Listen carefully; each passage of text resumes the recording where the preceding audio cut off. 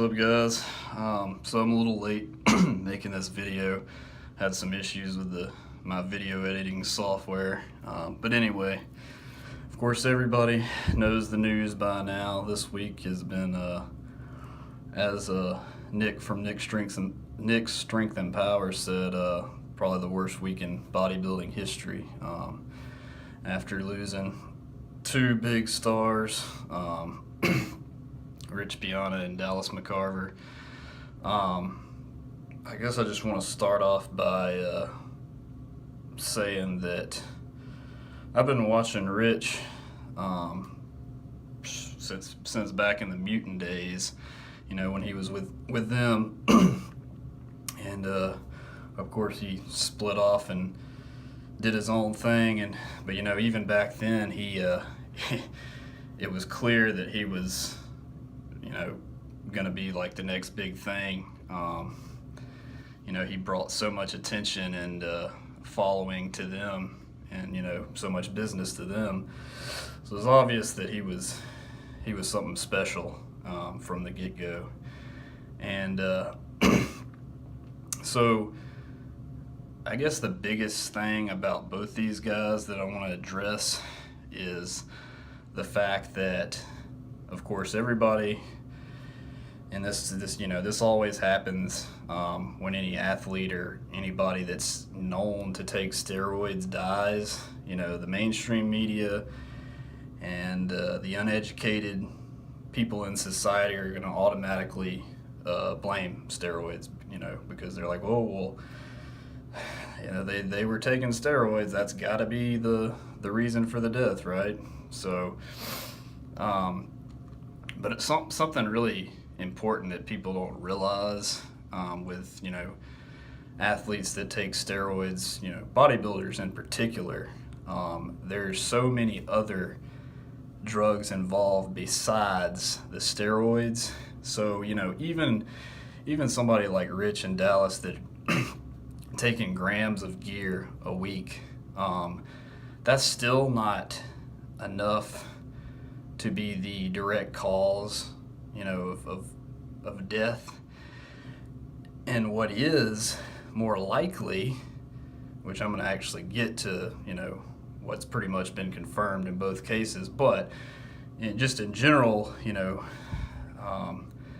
they're on insulin, HGH, IGF-1, painkillers. A lot of them are involved in the recreational drugs as well, so I guess I'll go ahead and use that as a segue. And in the case of Rich, so supposedly the story goes that Chanel, his girlfriend, was cutting his hair at the time that the incident occurred, which, according to Dave Palumbo and, you know, other sources, he had a heart attack, and then of course fell and hit his head, and Chanel tried to, you know, catch him as he was falling down, but he's such a big guy and everything that didn't happen, and so he hit his head, got a concussion, and now according to that there was a 911 call released, I believe, that I actually didn't listen to that, but apparently when the paramedics got there, Chanel must have told them that, you know, he had taken cocaine, which, you know, TMZ mentioned a white powder being found at the scene, which, you know, I blow off TMZ unless, you know, until you get further legitimate confirmation, because they've screwed up a lot of things in the past. But actually, in this case, I'm pretty certain that he was using cocaine at the time, because, you know, Chanel actually indicated that to the paramedics based on the fact that they gave him Narcan, I believe is how you say it. And from the research I've done, that particular drug is administered to people that OD on, you know, heroin, cocaine, and various other drugs. It's just kind of like a a common thing to try to, counteract the effects from the overdose, which also, from what I understand, it's not effective for cocaine. Typically, it's more effective for heroin. And also, I believe it was 2 doses that they gave him, and it didn't work. Of course, he was not. He was never brought back to consciousness with the paramedics. And so, when he went to the hospital, they put him in the medically induced coma. And basically, to be 100% honest with you, from what I've been hearing and reading, and from what I understand, he was pretty much done at that point. Like, they just put him in that coma in hopes that he could possibly recover. And I think that really they knew, already that he wasn't coming back. And, I didn't make a video when this first happened because that is part of the reason why, because I didn't have a good feeling about it. We didn't hear anything new. A whole week went by, or maybe even more than that, because I think even though the news wasn't broken until like a week after he actually went to the hospital. So, we didn't get really any updates except for Chanel posted on Instagram that he was still alive and okay. But, it's one of those read between the lines thing. It just didn't seem good to me at all. And, based on his history and everything, I just really doubted that he would come back. And unfortunately, he didn't. But another thing about this, I heard a really interesting theory that nobody else I've seen has been saying. Now, going back to the cocaine thing.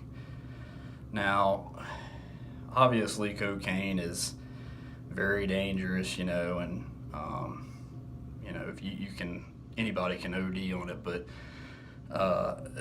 there's been speculation that this cocaine that Rich used might have been laced with fentanyl, and if that was the case, then you're looking at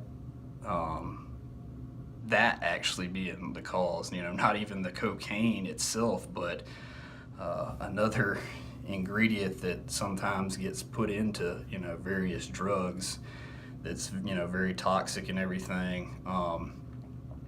And if that was the case, then you can't even blame the street drugs. You can, because it would technically it wouldn't have happened if you hadn't have been doing that in the first place. But my point is, if it had been pure, it probably wouldn't have happened.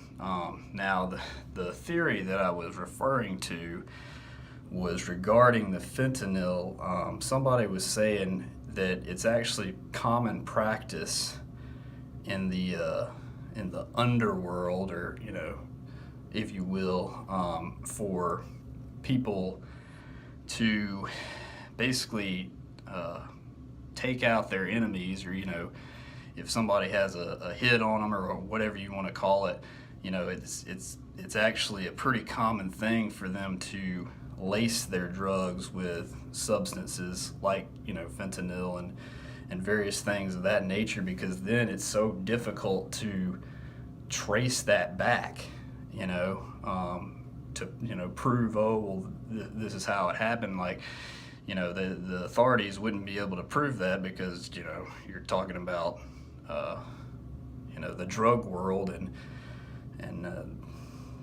when people are known to abuse drugs, they don't even think, it wasn't the drug itself, it was something that they put in it. So it'd be very easy to get away with that. And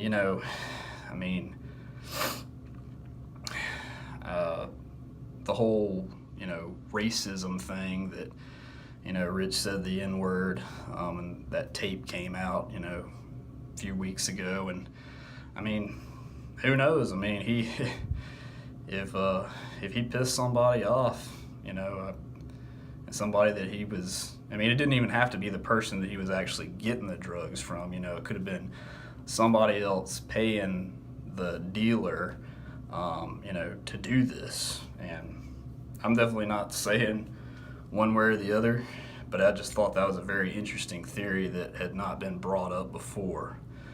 So I guess I'll go ahead and talk about Dallas, because I don't want this whole video to be about, you know, Rich, since they both passed around the same time. But anyway, with Dallas, that hit pretty close to home for me, because Dallas is actually from Tennessee. And last year, there was a show, one of the local shows in my area, he was the guest poser for. And so he actually worked out at my gym the night before. After my gym had closed, the owners of my gym, two brothers that are really into bodybuilding, they used to compete and all that. So he got in contact with them, and they let him come work out that night. And then they also invited a couple other close members, you know, that might want to work out with him and he was okay with that. And so that was really cool. But in addition to that, I was talking to one of my friends at the gym a couple days ago, and right when this happened, and he actually told me that his girlfriend was, or is, good friends with Dallas's sister.